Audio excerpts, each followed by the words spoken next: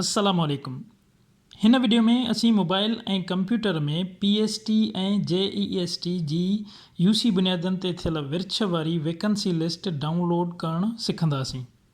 सभ खां पहिरीं अवां पंहिंजे कंप्यूटर में को बि ब्राउज़र खोलियो ऐं उन जी URL में sindheducation.gov.pk लिखी ऐं क्लिक कयो त अवां जे साम्हूं school education and literacy department जो हिकु पेज खुलंदो।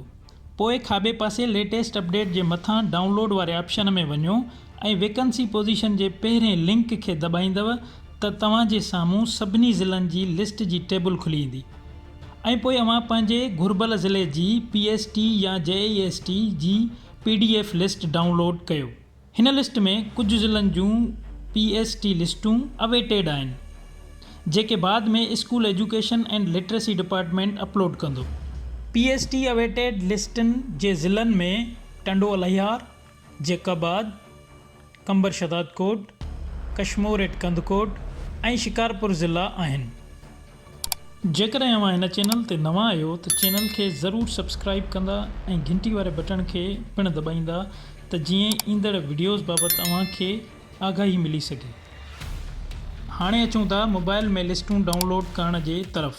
पंहिंजी मोबाइल में को बि ब्राउज़र खोलियो ऐं पोइ उन जे URL में sindheducation.gov.pk लिखी क्लिक कयो त अव्हां जे साम्हूं स्कूल एजुकेशन एंड लिटरेसी जो पेज खुलंदो।